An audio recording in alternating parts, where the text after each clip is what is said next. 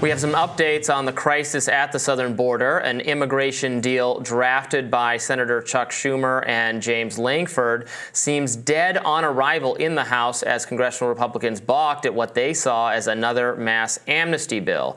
Chad Pergram writes on X that Senate Minority Leader Mitch McConnell is supportive of Senator Lankford's work to, quote, finalize the most substantial border security policy in 30 years that would come not a moment too soon. Meanwhile, the Supreme Court has issued an emergency injunction allowing Border Patrol agents to cut wire Texas had installed along the border near a popular crossing at Eagle Pass. Litigation continues over other Texas immigration policies, including floating barriers in the Rio Grande alongside the incarceration of illegal immigrants by the state. Those cases have yet to reach the Supreme Court.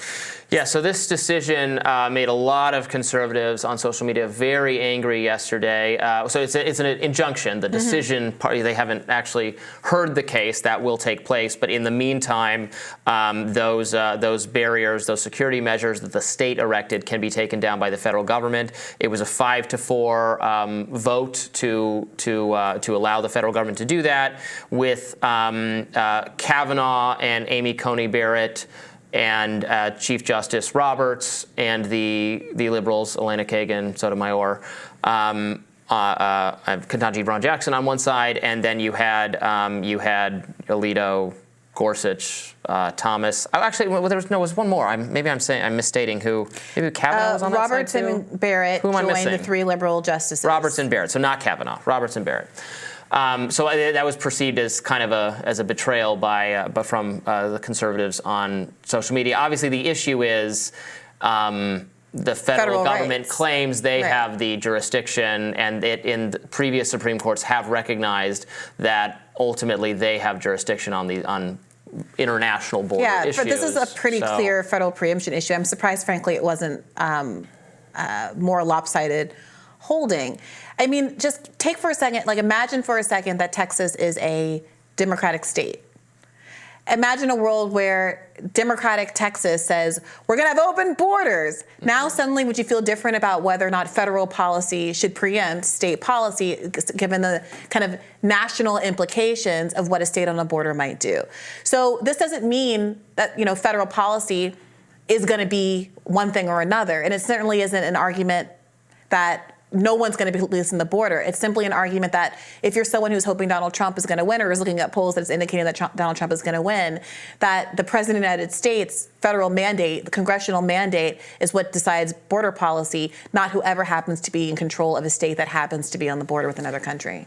I think on the constitutional merits, you're correct. That's probably frustrating and cold comfort for the state of Texas that feels like, the federal government is not willing to expend the resources to police the border, so we will step up and do it, and now you're saying we're not allowed to do it, which, again, I think technically is, in fact, the case. That's what the Supreme Court decided temporarily in this injunction, and is probably ultimately what they will decide, is that it is a federal government issue. The federal government needs to fix the immigration system. It's their failure to act that puts us in this position. But here's the issue. Biden has requested a $14 billion spend for the border. It's not getting passed because of Republican obstruction. So you can say that there's not enough commitment, there's not enough spending, there's not enough investment. But if at the end of the day, what has been reported as happening is that Republicans know that being able to make a lot of hay about a border crisis helps them electorally, and they'd rather push this issue until the election in order to get the benefit of being able to say Joe Biden isn't doing anything about the border, which really raises the question about whether or not Republicans in Congress right now are putting the interests and safeties of Americans before or after their political futures. Yeah, I mean, it's definitely a bipartisan failure, and a failure not to pair it with some improvements to the immigration system, because frankly, I mean, I have I'm not as enthusiastic about the wall, or people have found ways around this. I don't want to spend a gazillion more dollars on security measures that fail or are overcome, when what we really need to do is fix the underlying incentives and the system for people to come here, so that they're not coming here in that way, and then we're spending all this money on security measures that don't even work. I mean, it's a vast border. Look, the problem is that the underlying incentives, I know as much as some Republicans like to frame it as the incentive is that Joe Biden and Kamala Harris are standing at the border with a big welcome flag saying, everybody come to America. No, that's not what I'm saying at all. I said some Republicans. You don't even identify as Republican. But the reality is the incentives are created by the fact that we're the wealthiest country in the history of the world that has spent so much of its time and energy and money applying sanctions to the global South, including countries in South and Central America, toppling governments, fomenting coups and the like, that have created disastrous conditions for people who are, frankly, in walking distance because of the nature of the land bridge to the United States of America. And either you're going to cure that or you're not. But it's not going to happen by simply muscling up the border because the incentives are there. People live in such terrible conditions that they are willing to leave their homes, everybody they know, everybody who speaks their language, and drag their children across in inhumane conditions in order for the hope of a better life. So between that I think fundamental issue that's not being really addressed by either party, and the fact that part of what's precluding this $14 billion package going through is Republicans saying, well, how are we going to pay for it? And trying to make it contingent on other cuts to other policies, some of which, I got to say, benefit the very Americans that they're saying are being hurt by immigration, these social safety net policies.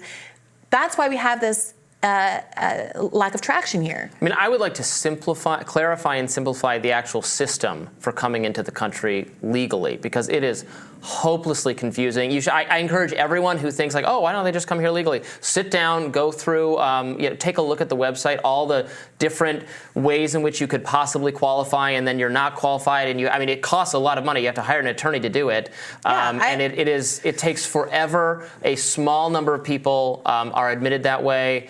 It is Byzantine, and it is unnecessary, and it's bad. I mean, for people on the right, it's an example of government bureaucracy getting in the way of people peacefully promoting prosperity in their own happiness. I've handled a pro bono immigration case successfully, and it was an asylum claim on the basis of persecution in the person's home country. And the aspect of it that I found to be most Byzantine and what took so long is simply waiting on a response from the administration office. The backlogs are incredible because we cannot get any funding to hire more administrative law judges and the personnel who administer these cases. You can't not spend money if you want there to be an asylum process that actually respects American rule of law and the values that we have emblazoned on the Statue of Liberty. There's no shortcuts around this. And I'm sorry, this is one of those instances where if you want the government to work effectively, and in this case, the government being the entity that patrols our borders, you have to fund the government. And so I'm really interested to see what Republicans do about this. One right-leaning commentator in particular, I should mention, weighed in yesterday on Twitter. Tucker Carlson tweeted the following. He said, so it's unanimous, everyone in power, from the White House to the hedge fund managers to the Supreme Court of the United States, has decided to destroy the country by allowing it to be invaded.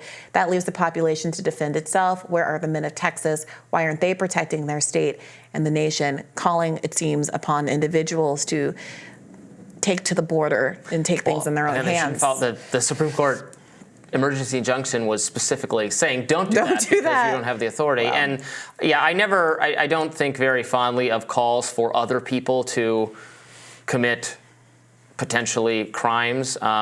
Again, this is increasingly a habit in some right-wing discourse to say, yeah, you, there's a faux populism to it. You go march in the street. You go take up arms. I'm going to be tweeting from the comfort of my home and my warm fireplace. Right-leaning podcaster Bridget Feisty replied saying exactly that. Why aren't you, bro? Get down here and fight the federal government like a man. Well, remember, listen, and especially because many of those same people will point out that the person inducing you to commit crimes at the right-wing militia event is often a Fed. Tucker Carlson is Ray Epps. You heard it here first, folks. More rising right after this.